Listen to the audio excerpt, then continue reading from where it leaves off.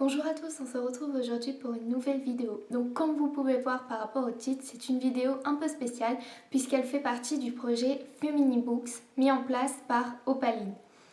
Alors, le projet consiste à vous présenter à travers la littérature des auteurs féministes ou alors des histoires en rapport avec le féminisme.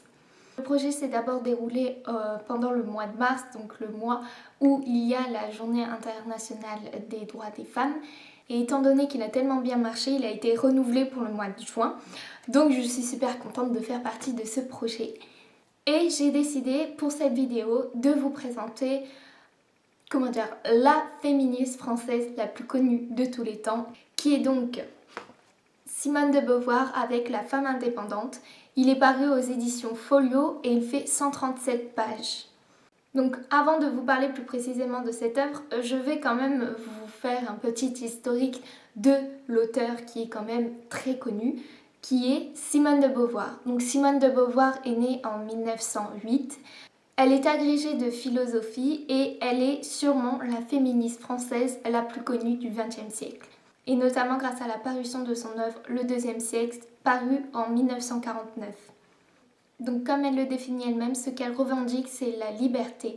Elle veut être maîtresse de sa propre vie et ne pas finir ménagère comme toutes les femmes étaient destinées à l'époque.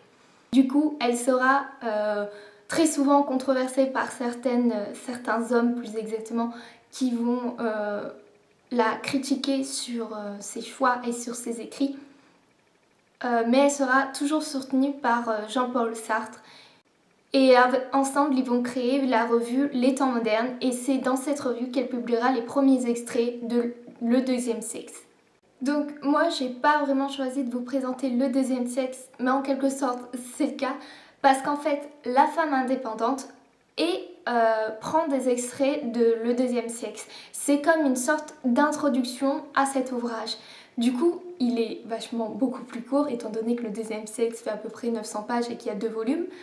Donc là, c'est vraiment très très court, mais ça fait une sorte de petite introduction. Comme ça, on découvre tranquillement le style de l'auteur, ce qu'elle veut nous faire comprendre et on voit certains passages. Donc j'ai noté ce qu'il y a exactement dans cet ouvrage parce qu'il est très précis. Donc il y a dans l'introduction une partie du premier volume de Le deuxième siècle, de la page 11 à la page 32, ainsi que le chapitre 4 donc, du deuxième siècle. Ça, c'est l'introduction de cet ouvrage. Ensuite, il y a la partie La femme indépendante qui est dans Le deuxième siècle et qui est à la page 521 et 529. Plus il y a un extrait du deuxième volume de la page 560 à 577 où là, ça fait partie de conclusion. Donc en gros, voilà, toutes les pages qu'on retrouve, si vous avez par exemple Le deuxième siècle, vous suivez les pages que je viens de dire et c'est ce livre qui en ressort en fait. Voilà, c'est vraiment des extraits pris du deuxième siècle. Mais l'avantage c'est qu'il y a également des notes de l'auteur et des notes indicatives aussi en index qui permettent de se retrouver, de comprendre certains passages parce que ça date quand même du XXe siècle et il y a certaines choses dont on ne connaît pas forcément. Ça permet de nous aider un peu pour nous faciliter la lecture de cet ouvrage qui est très concis et qui est vraiment bien écrit. Donc, en gros, dans cet ouvrage, Simone de Beauvoir se demande qu'est-ce qu'une femme. Elle va d'abord séparer donc la femelle de la femme et elle va essayer de comprendre plus exactement la représentation de la femme dans notre monde, où elle est souvent représentée comme l'autre au cœur d'une totalité. Et donc, bien sûr, vous vous en doutez, Simone de Beauvoir ne fait pas que exprimer des faits, elle donne aussi son point de vue. Et c'est assez poignant, sanglant, parfois même pour les femmes elles-mêmes. Elle n'hésite pas à critiquer certaines femmes qui ont certains auteurs également qui sont du point de vue machiste des hommes. Du coup, c'est pour ça qu'il a eu, à sa sortie, ça a été assez rocambolesque et ça a été mal perçu par certains auteurs, dont Simone de Beauvoir ne s'est pas gênée de les critiquer. Et ça a fait donc un grand bruit. Mais vraiment, ce qui me désole, c'est que ce qu'elle dit dans ce livre qui date quand même du XXe siècle est toujours d'actualité aujourd'hui au XXIe siècle. Je reconnais qu'il y a certaines choses qui ont quand même changé, on a quand même plus de droits, mais ça reste quand même assez précaire, on va dire, Et certains problèmes sont toujours à pointer du doigt comme elle le fait dans ce roman. Donc j'ai envie de vous lire la petite citation dans la 4e de couverture qui résume totalement cette œuvre. Si vous voulez le découvrir, et bien voilà ce qui s'y dit. La femme a toujours été, sinon l'esclave de l'homme, du moins sa vassale. Les deux sexes ne se sont jamais partagé le monde à égalité. Et aujourd'hui encore, bien que sa condition soit en train d'évoluer, la femme est lourdement handicapée.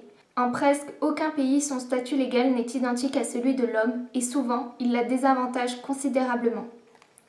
Donc voilà le petit résumé. Si vous voulez vous plonger dedans, voilà ce que vous lirez.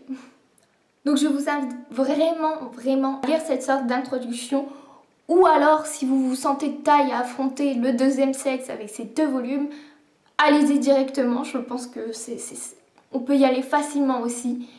Et n'hésitez pas surtout à vous indigner de ce qui est dit et de ce qui est encore d'actualité, parce qu'il faut pas lâcher quoi. Moi je pense qu'il est important de prendre exemple sur Simone de Beauvoir, c'est pour ça que j'ai choisi cet auteur pour ce Femini Books. Pour continuer à suivre les vidéos du projet Femini Books, vous pouvez retrouver la vidéo d'hier qui est sur la chaîne Disa Natural Tales. Et la vidéo de demain, vous la retrouverez sur la chaîne Le Jardin Secret de Camille. Donc je vous mets bien évidemment en barre d'infos les liens de ces 2 chaînes. Et je vous invite à regarder ces vidéos car vous allez découvrir plein de livres autour du féminisme et c'est juste génial. Et nous on se retrouve très vite pour une prochaine vidéo.